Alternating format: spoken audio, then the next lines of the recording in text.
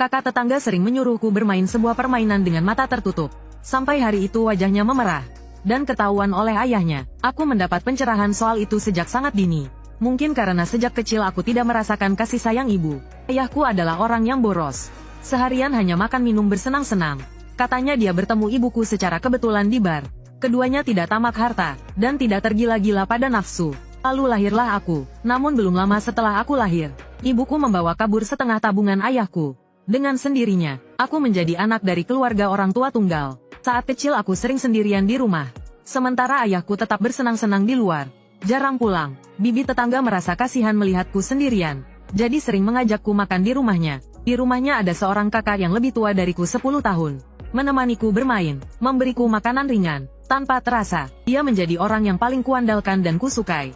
Hari itu Bibi dan Paman keluar rumah. Di rumah hanya tersisa aku dan dia. Dia tiba-tiba mengeluarkan sepotong kain hitam. Dengan lembut menutup mataku. Katanya ingin bermain sebuah permainan. Jika menang dia akan membelikanku makanan ringan. Jika menang dia akan membelikanku makanan ringan. Ayo kita mainkan sebuah permainan. Begitu mendengar ada makanan ringan, aku langsung mengangguk setuju. Sejak saat itu, kami sering memainkan permainan ini. Sampai suatu hari, saat kami sedang bermain dan belum selesai, Paman pulang. Paman sangat marah hingga seluruh tubuhnya gemetar. Sementara kakak menutupi wajahnya dan bersembunyi di samping. Tidak lama kemudian, ayahku pun pulang. Saat pertama kali melihatku, dia langsung menendangku, lalu membawaku pulang. Dia memperingatkanku agar tidak pergi ke sebelah lagi. Kalau tidak mematahkan kakiku. Setelah itu aku tidak pernah bertemu kakak lagi. 2 bulan kemudian, mereka pindah. Aku mulai membenci ayahku. Merasa dialah yang membuatku tak bisa bertemu kakak lagi. Aku selalu menentangnya. Sementara dia tetap seperti dulu pulang larut setiap malam. Aku seperti anak yatim. Tak ada yang mengurus dan menemani. Saat dewasa aku perlahan mengerti permainan itu.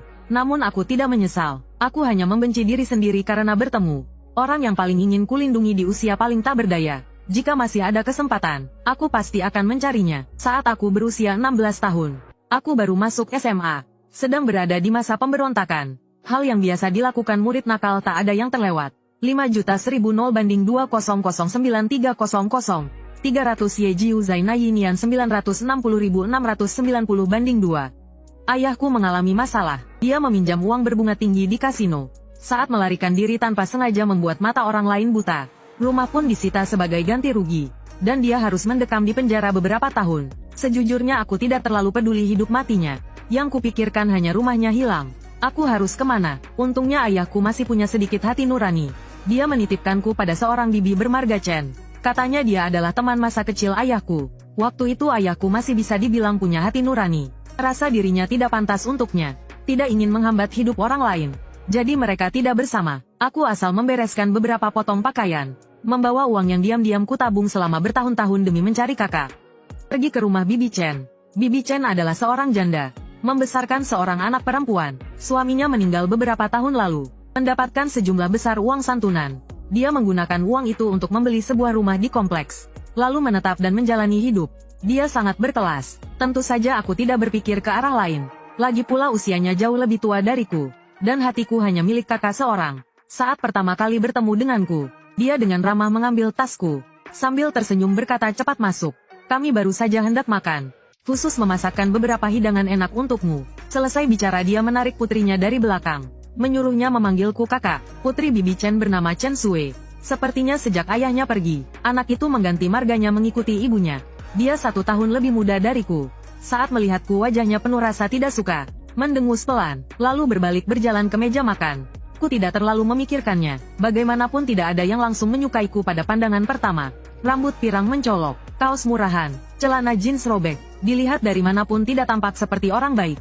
Saat makan, Bibi Chen terus berbincang di samping.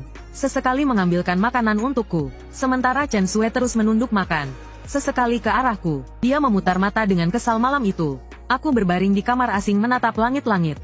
Untuk pertama kalinya aku merasakan kebingungan total. Kemana aku harus pergi selanjutnya? Dan di mana kakak sekarang? Agar lebih mudah merawatku, Bibi Chen memindahkanku ke sekolah tempat putrinya belajar. Itu adalah sebuah SMA swasta. Dibandingkan dengan sekolah lamaku, benar-benar bagaikan langit dan bumi.